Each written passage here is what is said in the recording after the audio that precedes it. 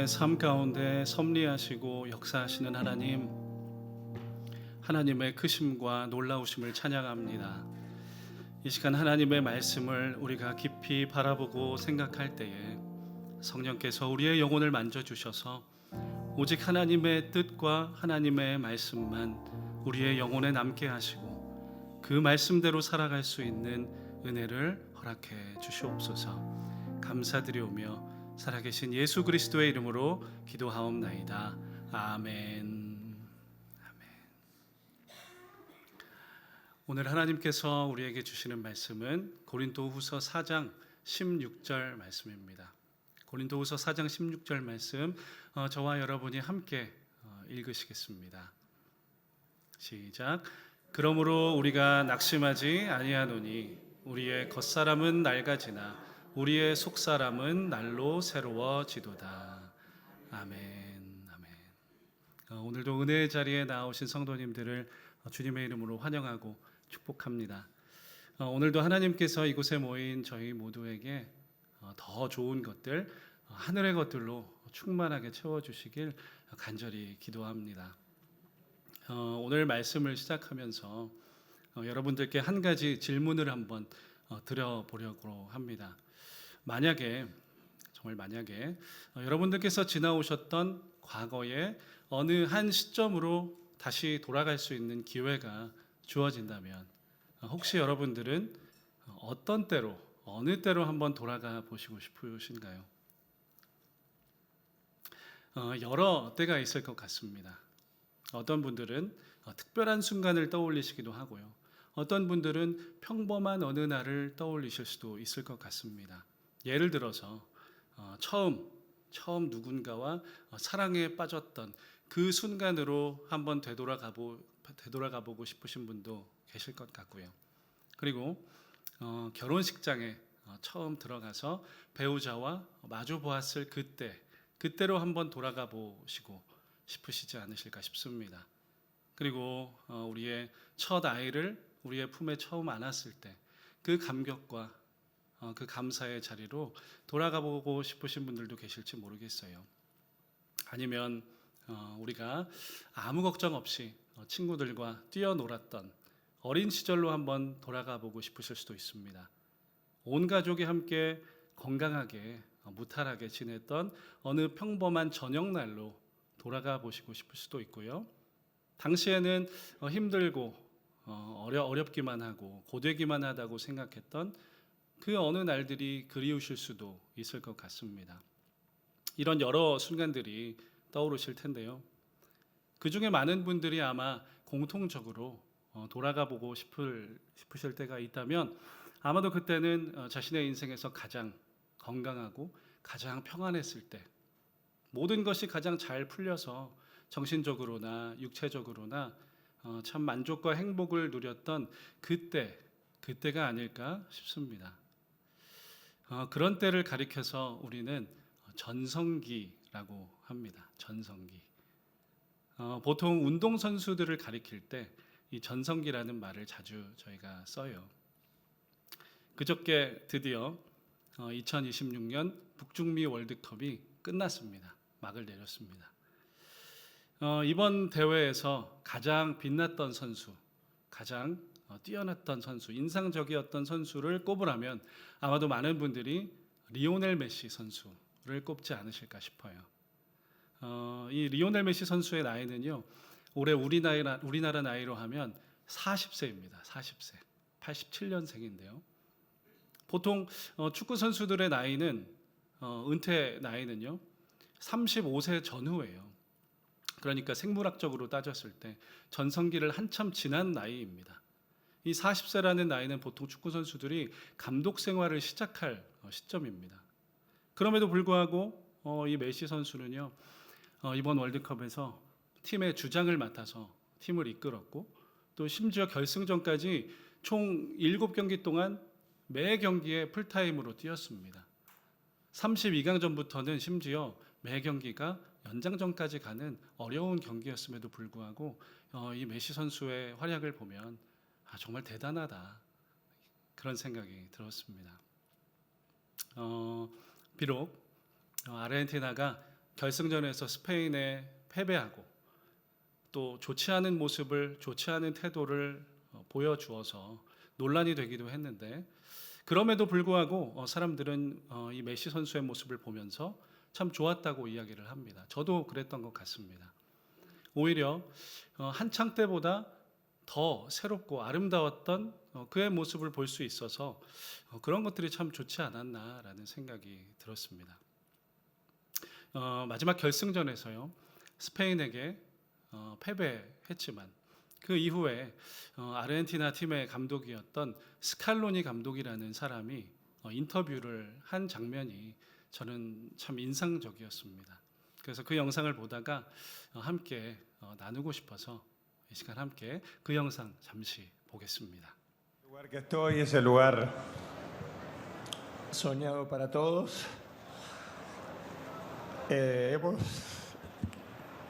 Hemos intentado hasta el último momento dar el máximo como cuerpo técnico, los jugadores y creo que este lugar es maravilloso, maravilloso. Es un lugar soñado que en mi vida pensé que, a ver si paro porque no soy capaz. En mi vida pensé que pensamos todos los chicos del cuerpo técnico estar en ese lugar. Entonces para seguir se necesitan un montón de cosas, sobre todo volver a resetearse, volver a formar un grupo como este.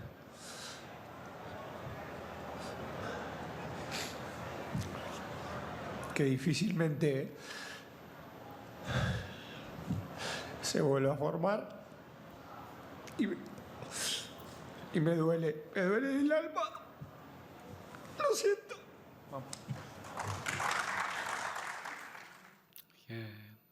이 스칼로니 감독이 지금 이렇게 눈물을 주체하지 못하고 통곡을 주체하지 못하는 이유가 무엇이었을까라는 생각을 해봤습니다. 저희가 보셨던 것처럼 자신과 자신의 팀이 단순히 결승전에서 패배했다고, 우승을 하지 못했다고 해서 슬퍼서 우는 것은 아닌 것 같습니다. 만감이 교차하고 있었던 것 같아요. 그야말로 슬픔과 감격과 후회와 영광스러움 같은 그런 감정이 뒤섞여 있는 것 같아 보입니다. 결정적으로는요, 이 영광스럽고 감격스러운 이 순간이 이제 끝이 났다라는 그런 아쉬움이 가장 컸던 것 같습니다. 이 메시 선수를 비롯해서 함께 동고동락하면서 팀을 꾸려왔던 이 최고의 팀과 함께 지나왔던 꿈 같은 순간들이 이제 더 이상 오지 않겠구나라는 것이 실감되어서 이렇게 울지 않았나 생각을 해보았습니다. 그리고 이제 국가대표팀 감독으로서의 자신의 최고의 순간이 끝나버렸다, 지나가 버렸다라는 것을 느꼈기 때문인 것 같아요. 아르헨티나 대표팀과 자신에게 이번 대회와 같은 전성기가 다시 오지 않을 것을 직감했기 때문에 이 스칼로니 감독이라는 사람은 이렇게 인터뷰를 하면서 통곡을 하지 않았을까라는 생각이 들었습니다. 이 영상을 보시면서 혹시 이 자리에 계신 여러분들은 어떤 생각이 드셨습니까? 지금까지 여러분들께서 살아오셨던 삶을 돌이켜 보셨을 때 여러분들의 전성기는 혹시 언제였다고 생각하시나요? 지나와도 한참 지나왔다라고 생각하십니까? 아니면 내 전성기는 지금 이 순간이다 라고 생각하시는 분도 계실지 모르겠습니다.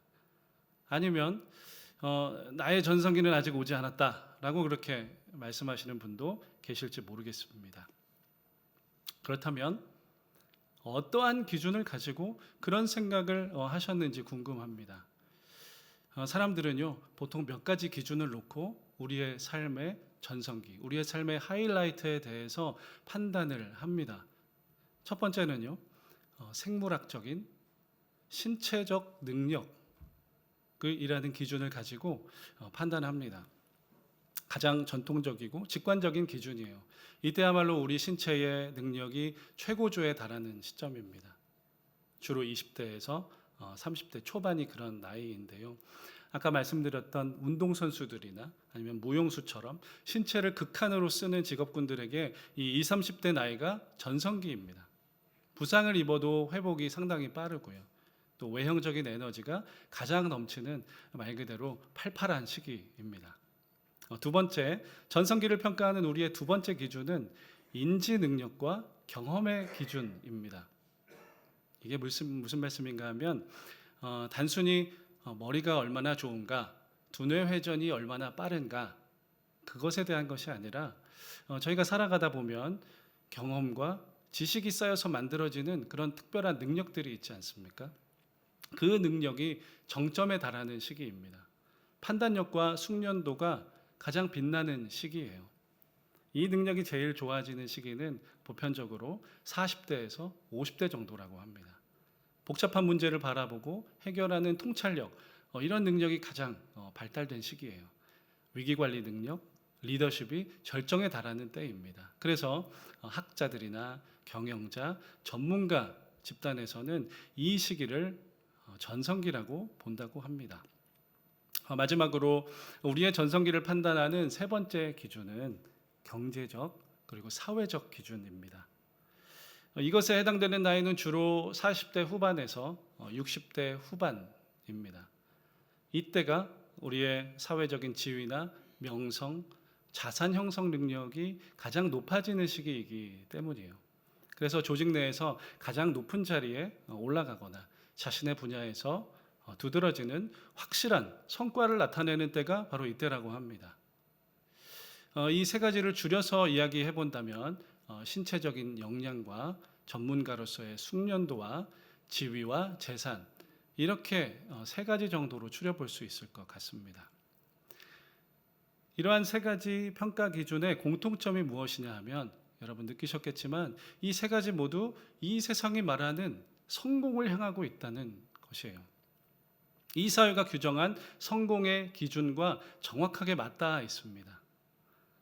좀 더 자세하게 본다면 나에게 얼마나 큰 생산성이 있는가, 그리고 어떠한 성과의 지표와 성과의 지표들을 내가 증명하고 나타내 보여줄 수 있는가라는 것에 달려 있습니다. 오로지 그런 것들을 통해서 우리의 전성기를 판명할 수 있다고 말하고 있습니다.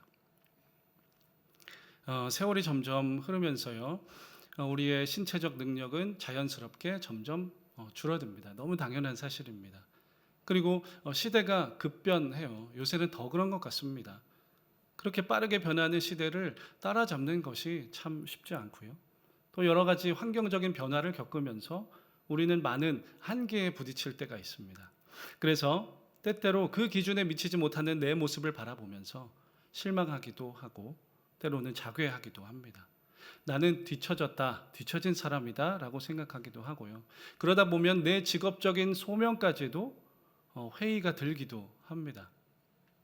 그리고 참 슬픈 일이지만 그런 생각들로 인해서 자신의 삶 전체를 평가할 때 내 삶은 실패한 삶이야, 그렇게 스스로 규정 지을 때도 있는 것 같습니다. 그리고 또 한 가지 정말 안타깝고 부정하기 힘든 사실은 그러한 기준들이 우리의 신앙 안에도 뿌리 깊게 존재한다는 사실이고요. 또 교회 안에서도 여전히 꽤 많이 작용하고 있다는 사실입니다. 그렇게 때때로 우리의 삶을 바라보는 우리의 시선이 만족스럽지 못할 때, 무력감과 회의를 느낄 때, 지난날에 대한 후회와 또 미래에 대한 염려 속에서 우리가 살아갈 때, 그럴 때 우리는 우리의 삶을 바라보시고 우리의 삶을 다루시는 하나님의 시선에 집중할 필요가 있습니다. 오늘 우리가 함께 읽은 본문의 말씀은요, 사도 바울의 이야기입니다.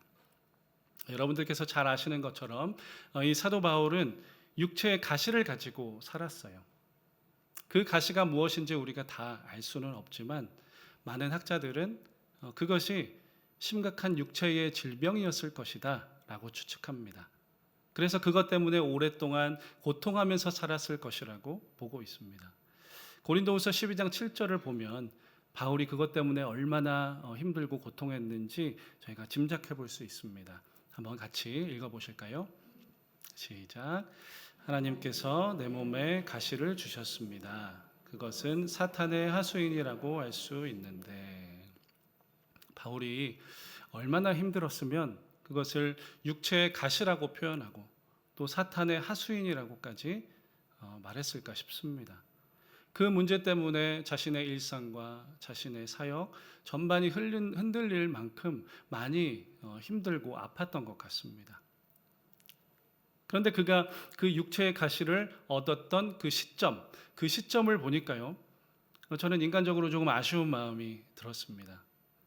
그때가 언제였냐 하면요, 이제 막 사도 바울이 본격적으로 이방 선교를 시작하기 직전이었습니다. 영적으로 깊은 훈련과 계시를 받은 그 시점에 이 가시가 바울에게 주어졌다고 보고 있습니다. 사도 바울은 그렇게 생각합니다.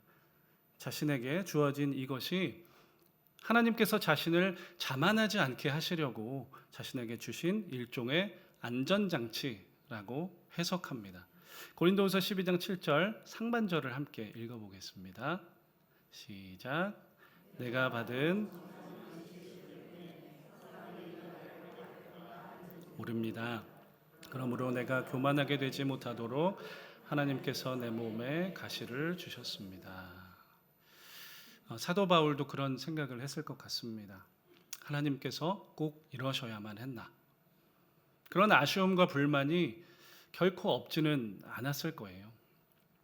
사도 바울이 겪었던 어려움은 이것뿐만이 아니었기 때문입니다. 복음을 전하고 전도여행을 다니고 교회를 세우고 그런 사역을 하면서 수많은 죽음의 위기를 겪었고 또 고난을 겪어야만 했습니다. 이런 사역은 몸이 건강해도 감당하기 힘든 사역이지 않습니까? 그저 사도 바울이 예수님을 따랐을 뿐인데 자신에게 돌아온 결과는 예수님처럼 고난을 받는 것이었어요. 고린도후서 4장 10절에서 사도 바울은 말합니다. 우리는 언제나 예수의 죽임 당하심을 우리 몸에 짊어지고 다닙니다. 이렇게 사도 바울의 육체는 점점 지쳐가고요, 점점 낡아갑니다. 예수 그리스도의 사명을 따르면 더 따를수록 몸도 병들어가고 지쳐가고 고달파 갔습니다. 사랑하는 여러분, 저희 인간은요, 저희 모두는 본능적으로 더 건강해지기를, 더 튼튼해지기를 염원합니다. 더 멋있어지기를 바라고요, 더 아름다워지기를 바라는 것이 우리의 본능인 것 같습니다. 더 좋은 육체의 상태와 환경을 통해서 아까 말씀드렸던 그 전성기를 누리는 것, 그것이 우리의 솔직한 바람인 것 같습니다. 그러나 예수님을 믿고 예수님을 따라 산다는 것은 이 사도 바울의 모습처럼 때때로 우리에게 그 정반대의 삶을 살게 할 때가 있는 것 같습니다. 고난을 허락하시기도 하고요, 우리의 간절한 기도를 거절하시기도 하세요. 어느 신학자가 왜 하나님은 누구에게는 불을 허락하시고 누구에게는 또 허락하시지 않는지라는 질문에 대해서 이렇게 대답하는 것을 보았습니다. 함께 보겠습니다. 하나님은 때때로 기도를 거절하심으로 우리를 구원하신다. 만약 우리의 기도와 바람이 아무리 처절하고 간절하다 할지라도 만약 그것이 우리의 욕망으로부터 온 것이라면 하나님은 그 기도를 거절하심으로써 우리를 구원하신다, 우리를 보호하신다라는 뜻으로 이야기한 것 같습니다. 하나님은 이렇게 거절을 통해서도 우리를 구원하시는 하나님이세요.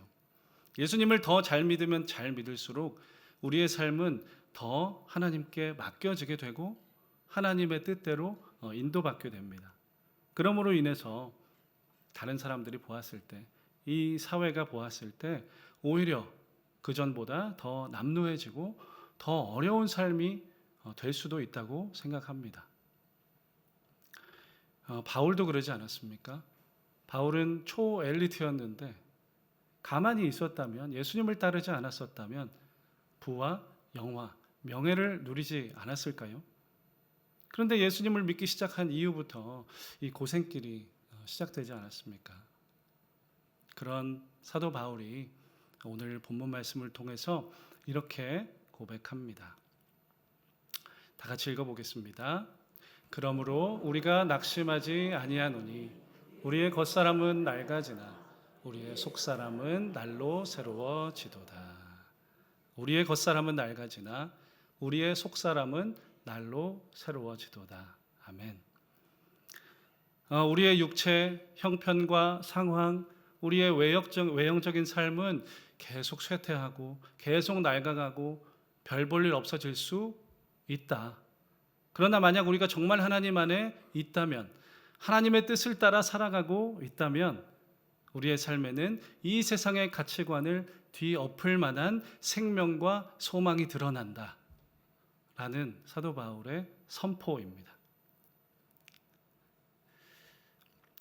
여러분, 바이올린, 첼로, 비올라 같은 현악기 혹시 잘 아십니까? 이런 현악기들은요, 보통 오래된 악기들이 더 값비싼 악기, 더 가치 있는 악기인 경우가 많습니다. 언뜻 생각하면 새로 만든 새 악기, 현대 악기라고 부르는데요. 새 악기들이 외관상으로 보았을 때는 훨씬 예뻐 보이기도 하고 소리도 좋아 보이고 튼튼해 보이기도 하지만 사실은 그 반대인 경우가 많습니다. 사진 한번 보겠습니다. 모든 악기가 그런 것은 아니지만요. 정말 값비싼 악기들은 대부분 오래전에 만들어진 악기들이에요. 기본 나이가 수백 년입니다. 그런 현악기들을 올드 악기라고 부릅니다. 이 올드 악기들은요, 세월이 지나다 보면 당연히 여러 사람의 손을 거치기 때문에 칠도 벗겨지고 다시 칠을 하는 과정을 몇 번이나 반복을 해요. 그러다 보니까 외관만 보면은 딱 봐도 아시겠죠? 예. 우측에, 제 기준으로 우측에 있는 이 거무튀튀한 바이올린이 올드 악기입니다. 얼룩덜룩해요. 색깔도 조금 별로입니다. 그런 올드 악기 중에서 가장 유명하고 가장 가치 있다고 평가받는 악기의 이름이 스트라디바리우스라는 악기예요. 안토니오 스트라디바리우스라는 이태리의 현악기 장인이 만든 악기입니다. 이탈리아 북부에 있는 크레모나라는 도시에서 이 사람이 그 공방에서 만든 악기들입니다. 제가 이렇게 아는 척을 할 수 있는 이유는 제가 대학 시절에 학부 때 바이올린을 전공했었기 때문입니다. 예. 이런 스트라디바리우스, 지금 보시는 이 스트라디바리우스라는 이 악기들 같은 경우에는 가격이 상상을 초월합니다. 여러분 얼마 정도 생각하시나요? 평균적으로 100억 내외입니다. 100억 내외예요. 상태가 좋은 악기들은 그렇습니다. 거의 문화재 수준이라서요. 판매 자체가 거의 잘 이루어지지 않습니다. 이 스트라디바리우스가 만든 가장 비싼 현악기가 1719년도에 만든 비올라예요. 2014년도에 경매에서 판매되었는데 600억에 판매가 되었습니다. 예, 놀랍습니다. 그렇다면 왜 이런 오래된 악기들이 더 가치가 있는 걸까요? 희소 가치라는 이유도 분명히 있겠지만 가장 큰 이유가 뭐냐면요. 그 악기가 내는 소리를 지금은 재현이 거의 불가능하기 때문입니다. 대부분의 현악기는 나무로 만들어져 있어요. 이 현악기를 만드는 나무 자체도 이미 저장고에서 숙성된 나무들입니다. 짧게는 수십 년, 길게는 수백 년 동안 이미 저장고에서 숙성된 나무들로 악기를 만드는데 그런 이후에도 만들어진 이후에도 또 수백 년의 세월을 거치면서 수축과 팽창을 거듭합니다. 그러면서 나무 안에 있던 수분도 빠져나가고 기름 성분도 빠져나가요. 그러면서 나무 자체가 더 단단해지고 단단하게 여물기도 하고 또 가벼워지면서 울림이 더 좋아집니다. 그런데 그게 또 전부가 아닙니다. 사람이 오랫동안 이 악기를 연주해야 한다는 연주해야 한다는 조건이 또 있어요. 수백 년 동안 사람들의 손을 거치면서 이 사람 저 사람, 이 연주자 저 연주자의 손을 거치면서 수많은 음악이 이 악기를 통해서 연주될 때요, 그 진동들을 악기가 다 받아냅니다. 그러면서 음파가 흘러가는 소리의 길이 트여지게 된다고 합니다. 저는 말씀을 준비하면서 우리의 삶과 우리의 신앙도 이와 비슷하지 않은가라는 생각을 하게 되었습니다. 우리의 겉사람, 우리의 환경은 세월이 흐를수록 예수님을 더 잘 믿으면 믿을수록 낡아갈 수 있다라는 생각이 들었어요. 더 삶이 고달파질 수 있다고 생각합니다. 그러나 그 과정이 하나님의 손에 붙들린 과정이라면, 하나님의 손에 붙들려진 악기처럼 살아가는 과정이 된다면 우리의 인생의 가치는 완전히 달라집니다. 하나님 손에 붙들려서 하나님의 음성으로, 하나님의 은혜로, 하나님의 방식대로 진동되고 연주되다 보면 세월이 흐르면 흐를수록 우리의 내면은 그 누구도 흉내낼 수 없는 아름다운 울림을 가지게 된다고 생각합니다. 하루하루 우리의 삶의 무게를 견디면서 하나님께 길들여지는 겁니다. 그런 사람의 영혼은 세월이 흐를수록 어떤 소리를 냅니까?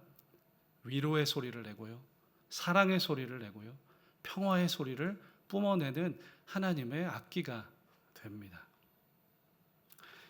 이제 말씀을 마무리하려고 합니다. 사랑하는 성도님들, 오늘 아침에 잠에서 일어나셔서 거울을 바라보셨을 때 어떤 마음이 드셨습니까? 어떤 생각이 드셨습니까? 나 자신의 존재를 생각할 때 어떤 생각이 드셨습니까? 거울 속에 비친 내 얼굴에는 어느새 주름이 가득하고 피곤함이 가득합니다. 몸은 예전 같지 않게 피곤하고요, 아프고요, 삶은 내 뜻대로 풀리지 않고 마음 아프고 쓸쓸한 생각들이 드셨는지도 모르겠습니다. 오늘 우리가 마주한 우리의 삶이 끝없는 내리막길 같아 보일지도 모릅니다. 그럴 때 하나님께서는 오늘 우리에게 이 사도 바울의 선포, 이 선포를 들려주십니다. 우리의 겉사람은 낡아지나 우리의 속사람은 날로 새로워지도다. 우리가 예수 그리스도 안에 있는 한 우리의 속사람은 멈추지 않고 성장하고 새로워진다는 것입니다. 하나님은 과거에 화려했던 우리의 모습을 보시지 않고요, 오늘, 지금, 이 시간, 그리고 우리 일상 가운데서 하나님을 예배하는 모습, 하나님을 신뢰하는 우리의 모습을 가장 아름답다고 평가하세요. 바로 그때가 저는 우리 인생의 전성기라고 생각합니다. 사랑하는 여러분, 나무로 만든 악기가 긴 세월을 통과하면서 비로소 깊고 웅장한 울림을 내는 것처럼 하나님은요, 지금 우리의 겉사람이 깨어지고 낡아가는 그 자리를 통해서 그 자리 가운데 일하고 계신 줄 믿습니다. 우리 안에 담긴 예수 그리스도라는 울림을, 그 소리를 세상에 뿜어내게 하시려고 우리를 지금 빚어가고 계신 줄 믿습니다. 그렇기 때문에 우리는 걱정할 이유가 없습니다. 우리는 더 이상 초라한 존재가 아니기 때문입니다. 오히려 세월이 흐르면 흐를수록 우리 안에 새로움을 만들어 가시는 하나님의 은혜로 더 기뻐하게 되고 더 즐거워하게 될 줄 믿습니다. 아멘. 이 믿음을 가지고 하나님 안에 더 거하시고 하나님의 뜻대로 더 살아가시기를 간절히 축복합니다. 그렇게 우리의 삶을 우리 생애의 최고의 순간, 가장 아름다운 순간으로 만들어 가시는 하나님의 은혜와 그 참된 기쁨을 누리시는 저와 여러분들의 삶이 되시기를 주님의 이름으로 간절히 축복합니다. 아멘.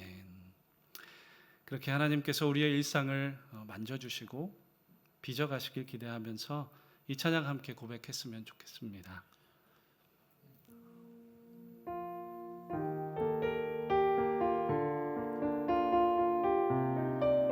나를 보내사 서게 하신 곳, 나를 보내사 서게 하신 곳, 가장 귀한 곳이 바로 이곳.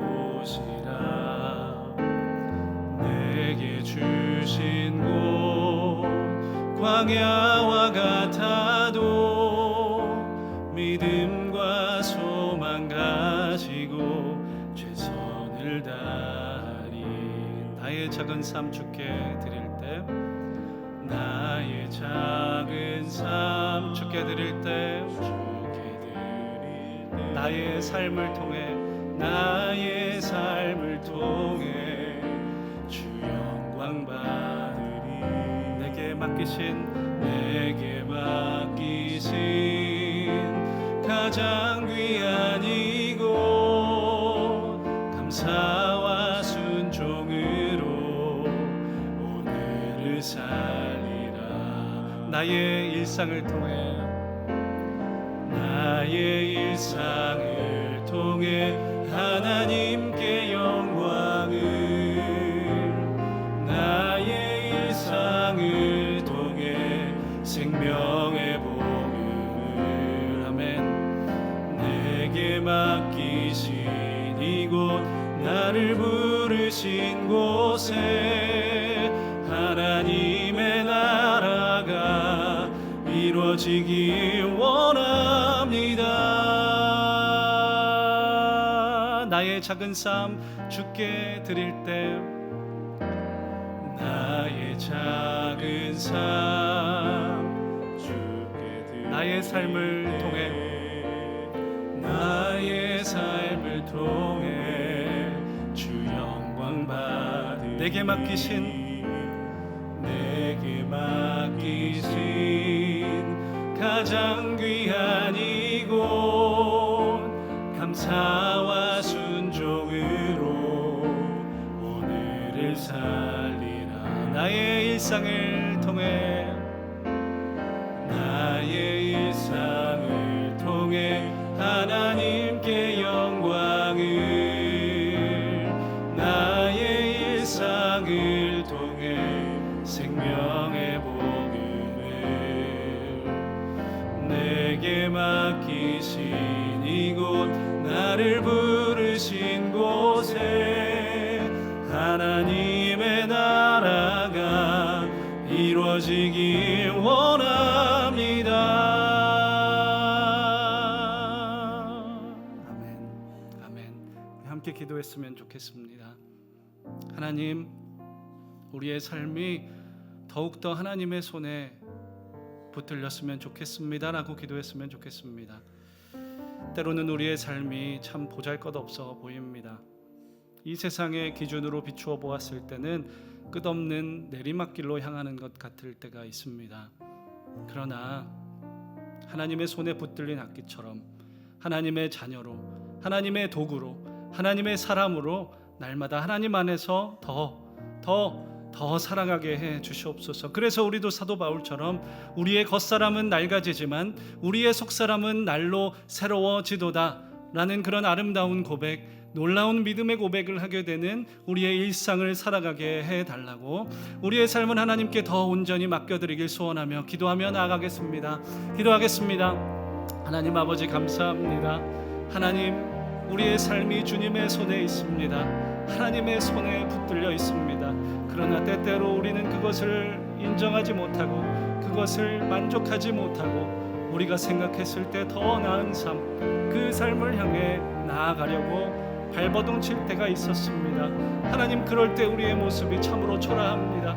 이 세상의 거울에 비추어 보았을 때는 하나님, 우리의 삶은 너무나 초라하고 보잘것없고 아무것도 아닌 삶 같은, 그저 내리막길을 향한 삶 같아 보일 때가 있습니다. 하나님, 이제는 돌이키겠습니다. 그러한 삶 살지 않고 이제는 하나님이라는 거울 안에, 말씀이라는 거울 안에서 날마다 성실하게 더 우리의 모습을 비추어 보며 살아가겠습니다. 그럴 때에 하나님, 우리의 삶이 하나님의 손에 붙들린 하나님 좋은 악기처럼 하나님의 도구로, 하나님의 사람으로 날마다 하나님 안에서 울리게 될 줄 믿습니다. 하나님의 소리, 예수 그리스도의 진동, 하나님 평화와 사랑과 아름다운 것들을 연주해내는, 울려내는 귀한 하나님의 악기가 되게 하실 줄 믿습니다. 하나님, 그렇게 우리의 일상을 빚어가시고 우리의 속사람을 날마다 새롭게 빚어가 주시옵소서. 날마다 우리를 그렇게 인도하실 주님을 찬양합니다. 하나님 감사합니다.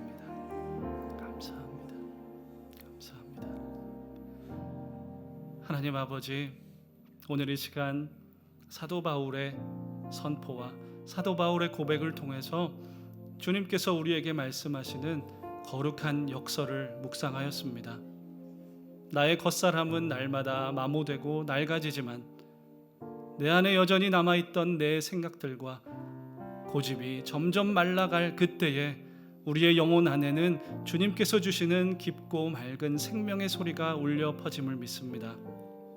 우리도 사도 바울처럼 날마다 예수의 죽음을 몸에 짊어지게 하시고 그러므로 말미암아 예수의 생명이 우리의 삶에 찬란히 나타남을 우리의 일상 가운데 경험하게 하여 주시옵소서.